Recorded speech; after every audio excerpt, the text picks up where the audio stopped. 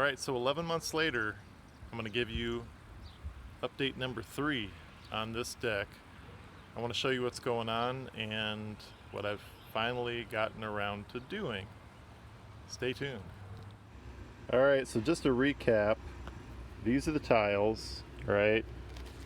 Lasting Beauty, 16-inch dual-sided rubber pavers, easy to install, long-lasting and durable, will not freeze or crack. Alright, 16 by 16 by 3/4 of an inch, and I can put the link in the description below. And this is the side that I'm putting up. This is another option for you. You can have a brick looking pattern. I've gone ahead and laid all of this out, and I'm going to go ahead and make some cuts. I only need to cut 3 of them. So these are the things that I'm going to be using to cut this with. I'm going to be using a utility knife to cut with. I'm going to use a Sharpie marker to mark where I need to make the cuts. You can use any straight edge. I'm just using a paint stick to connect the lines. I use this to take the staples out that held this in, and of course a tape measure so that you can measure these cuts. Now let me show you here.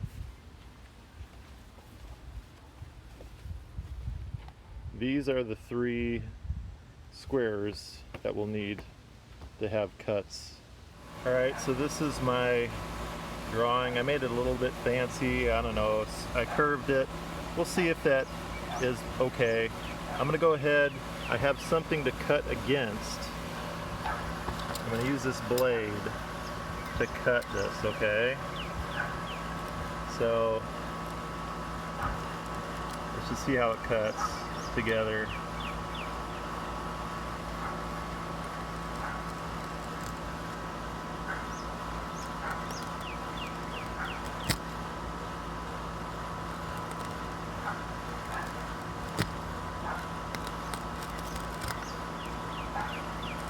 Make a number of passes. That's what I've always learned.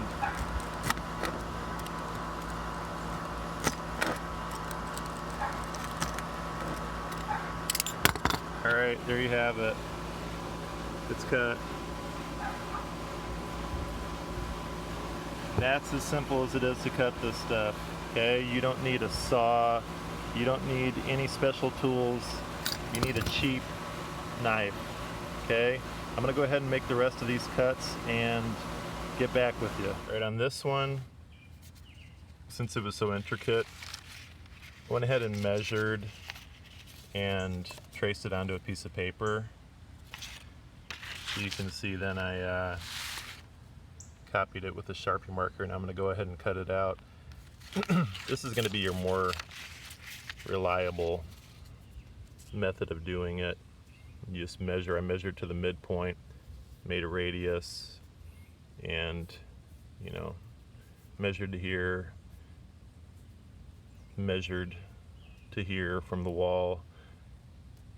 Same kind of deal. I would suggest doing that if you have to make some intricate cuts. I laid floor for a little while, and I have this knife. I'm noticing that the cut is less ragged. I can't really show you and hold it, or maybe I can. So you can see it's less ragged than using this. I also didn't change the blade because I was in the hurry when I did it for whatever reason. Anyway, I'm slowing down the pace using a sharp blade. I think really that's the key, using a sharp blade. This is the cut that I had from the other piece. You know what? Sometimes I'm a perfectionist, and that there's no perfection in this world really. So either way, it's easy to cut. Just to give you a little closer view of how the 2 cuts came out, this was the one with only the utility knife, and like I said, it was a bit, I guess maybe a bit dull. This was the one on the right here, was with a sharper blade, and it's very clean and slick. Either way, I think it'd be all right. I did have to use the utility blade in the corners, so overall just use a sharp knife, take your time, make multiple passes, and I think you should be good to go. And you know what? Is this going to really hold up that much better on the right than the left? I think it's negligible. But anyway, you don't need a saw, you just need a sharp knife, which is great. So here are the cuts that I had to do. I think they turned out really well. You know, just go around the wires and around the conduit stuff. We were in a good position because the way these tiles laid out, it went completely from wall to the other side of the deck without any need for cuts, and an inch overhangs, but I don't care. That's great to me, and I'm not going to back it up off of this base of support here. I mean, it's just kind of holding things together. I didn't go down onto the stair. I had planned to go down on the stair, but it's not necessary. I mean, these tiles really are kind of this mass that aren't moving around that much, and it's just sort of a natural threshold to step down onto the stairs. And the other thing too is that there are no pitch pockets on those stairs, so they don't weep the sap, and that's the whole point of covering this. This is the first time that I've been able to have my patio furniture out, so I'm excited about that. Have our box out here where we can store these cushions to keep those from getting messed up. So yeah, it's worked out now. You ever have one of those things where you're about to go to sleep and you just start thinking about stuff and like, oh no? I had one of those last night before going to bed, thinking, what if these tiles hold the moisture in and this is going to be a ticking time bomb?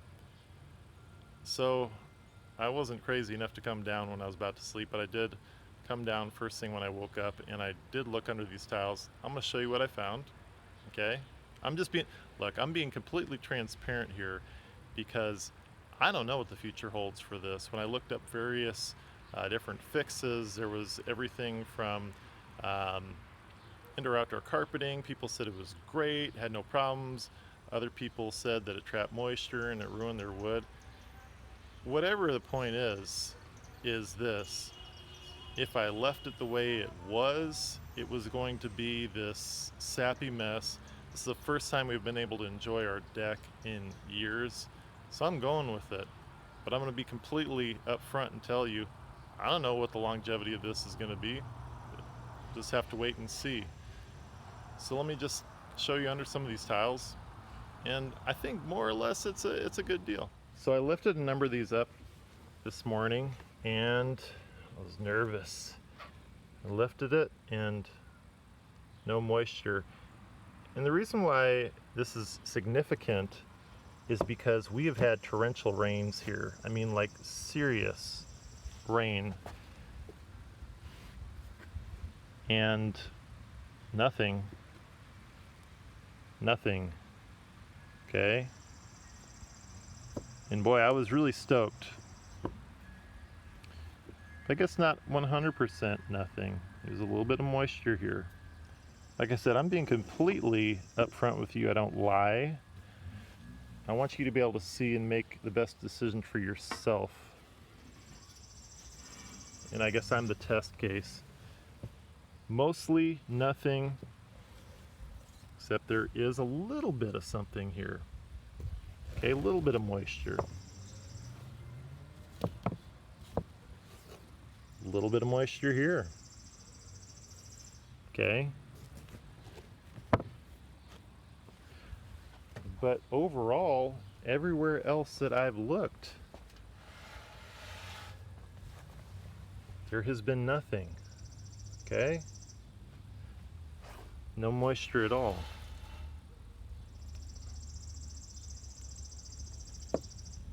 See?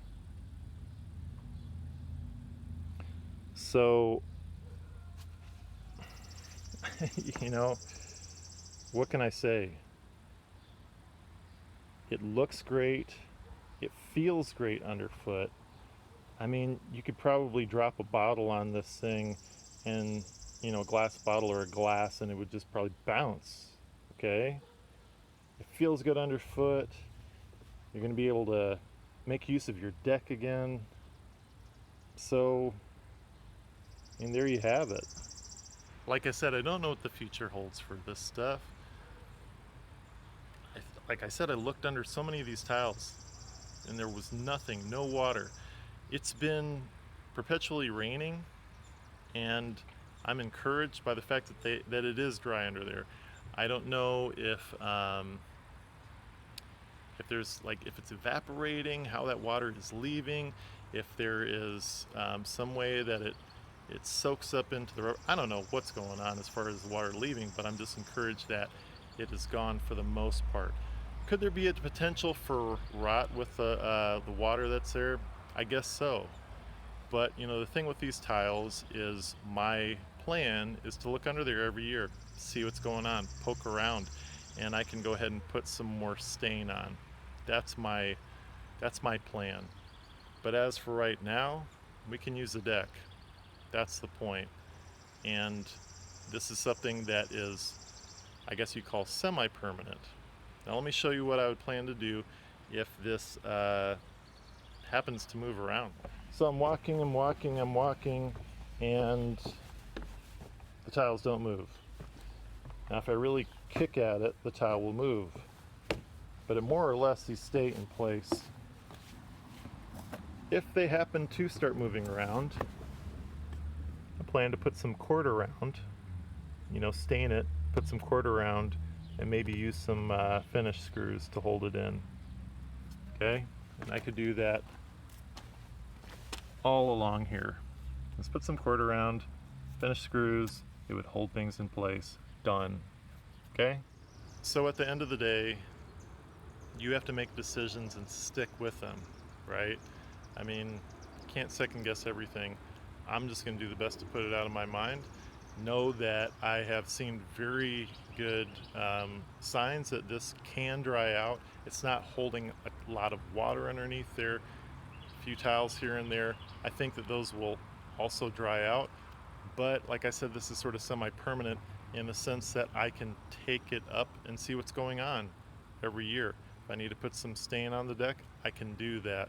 Okay, and it's very simple, just pop them off.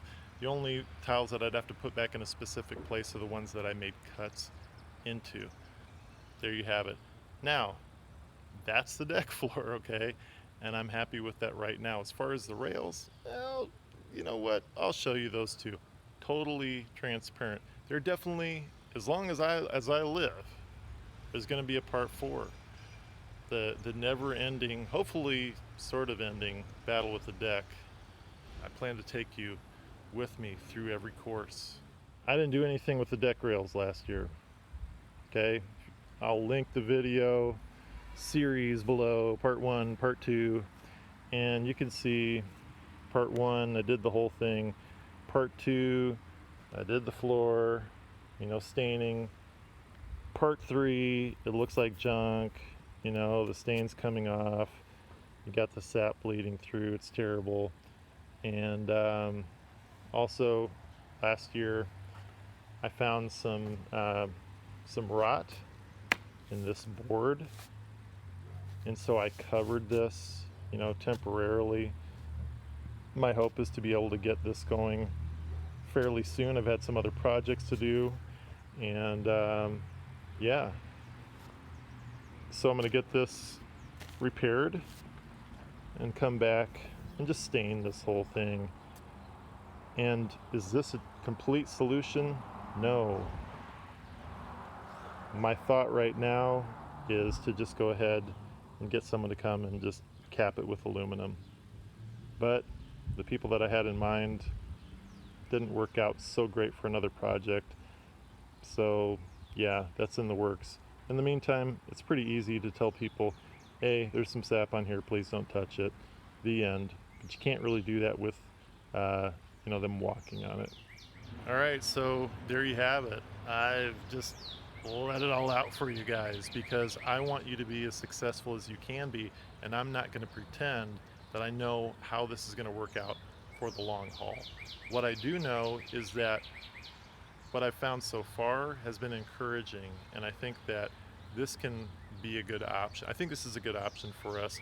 I'm just sticking with it, and I'm not going to look back. But what I am going to do is look under, in the coming seasons and see how it's doing. And I can always, stick some more stain on there or whatever. Anyhow, I will put some other some links. I was having a little bit of a back and forth with someone who made a comment on the last video. He was having the same problem and was looking at some options. I looked at some options too as well, and put them in the response. So I'll put those linked underneath there. There are different options for you. You could tear out all the boards and put in some replacements, whatever.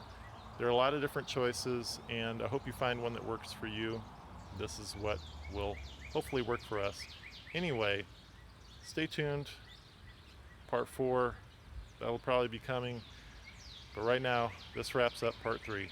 Thank you so much for watching, and I'll see you in another video. Bye.